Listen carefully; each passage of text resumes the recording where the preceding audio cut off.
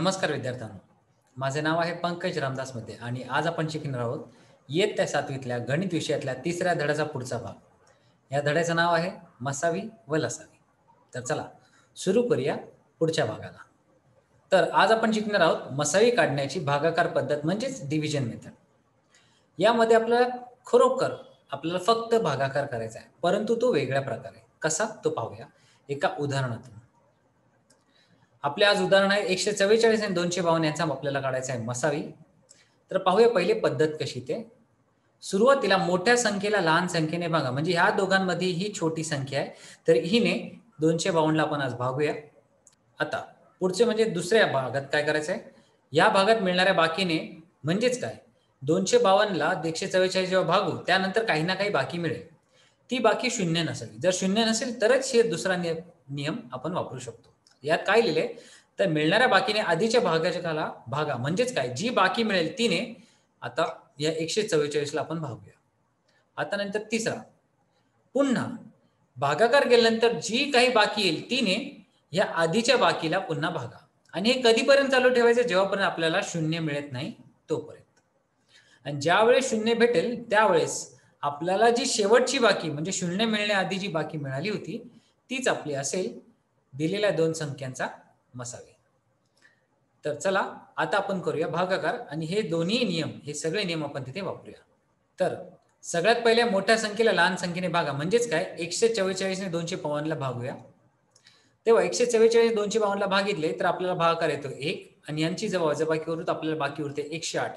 आता बाकी मिळाली तिने दुसऱ्या किंवा याच्या आधीच्या भाजकाला भागायचं आहे, म्हणजेच काय 108 ही बाकी आहे, हिने 144 ला भागूया तर आपल्याला भागाकार गेला 1 आणि दोघांची वजाबाकी केल्यावर उत्तर आली बाकी 36. आता 36 गुणिले 3 108 आहे हे आपल्याला माहिती, तर दोघांची वजाबाकी केली तर आपल्याला उत्तर येते 0. म्हणून म्हटले शून्याच्या आधीची बाकी येते ती आपली असते ह्या दोन्ही संख्यांचा मसावी, म्हणजे 36 हा झाला या दोघांचा मसावी. चला आता अजून एक उदाहरण घेऊ, त्यामध्ये आपण काढूया मसावी नंतर अजून एक प्रश्न येतो तो म्हणजे त्या दोन्ही संख्यांचा संक्षिप्त रूप. त्याचं बघूया कसा काढायचा ते संक्षिप्त रूप. आता इथे आपल्याला संख्या दिली आहे 209/247. या संख्येचा आपल्याला संक्षिप्त रूप आपल्याला काढायचं आहे. तर कसे, तर पहिले इथे सुद्धा हे नियम आहेत, तर ते काय ते बघून घेऊया. संक्षिप्त रूप देण्यासाठी दोन्ही संख्येचा सामायिक अवयव शोधणे महत्वाचे आहे. आता त्यासाठी आपण दोन्ही संख्यांचा भागाकार पद्धतीने भागाकार काढू.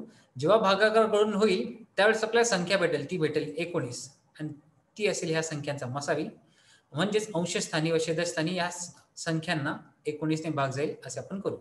म्हणजे या दोन्ही संख्यांना 19 ने भाग जाऊ आणि जे काय उत्तर येईल ते असेल त्याचे संक्षिप्त रूप.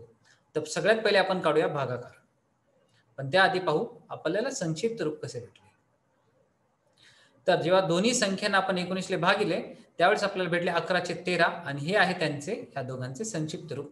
परंतु 19 आले कुठून तर पाहूया आता इथे.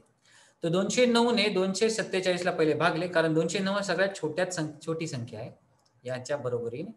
तर भागल्यानंतर आपल्याला भेटले 209 ने जर वजाबाकी केली तेव्हा आपल्याला उत्तर भेटले 38 आणि 38 ने जर 5 ला गुणले तर आपल्याला भेटते किती, तर 190. 190 यांच्यावरून वजा केले तर आपल्याला भेटले 19 आणि ही वरची बाकी पुन्हा इथे, म्हणजे ही जी बाकी होती जी भाजक बनली तिला आपण परत भागाकारासाठी घेऊ. तर हा बनला आता भाज्य. तर 19च्या पाड्यात 38 येते, 19 दुने 38, तर 38 म्हणून वजा केले तर आपल्याला शुद्ध उत्तर आले. आणि जेव्हा शून्य उत्तर येते त्या आधीच्या बाकीला आपल्याला म्हणतो ह्या दिलेल्या दोन संख्यांचा मसावी आणि ह्याच 19 ने ह्या दोघांना जर भागले तर आपल्याला भेटेल त्या दोन्ही संख्यांचे संक्षिप्त रूप. तर येथे मसावी 19 आहे आणि अंशस्थानी छेदस्थानी असणाऱ्या संख्यांना 19 ने भाग जाईल. तर आज आपण काय शिकलो, आज आपण दोन पद्धती पाहिल्या. म्हणजेच काय, जर आपल्याला दोन संख्या वेगवेगळ्या दिल्या असतील तर तिच्या भागाकार पद्धतीने कसे आपण त्याचे मसावे काढू शकतो आणि दुसऱ्या याच्यात पाहिले त्या दोन्ही संख्यांचा आपण संक्षिप्त रूप कसा काढतो. तर जी मसावी येईल त्यानेच त्या दोन्ही संख्येला भागा, आलेले उत्तर आपल्याला असेल संक्षिप्त रूप. तर चला आज आपण इथेच थांबूया, पुढच्या भागात भेटूया, त्यात करूया आपण याचा सराव सोडूया. तोपर्यंत धन्यवाद.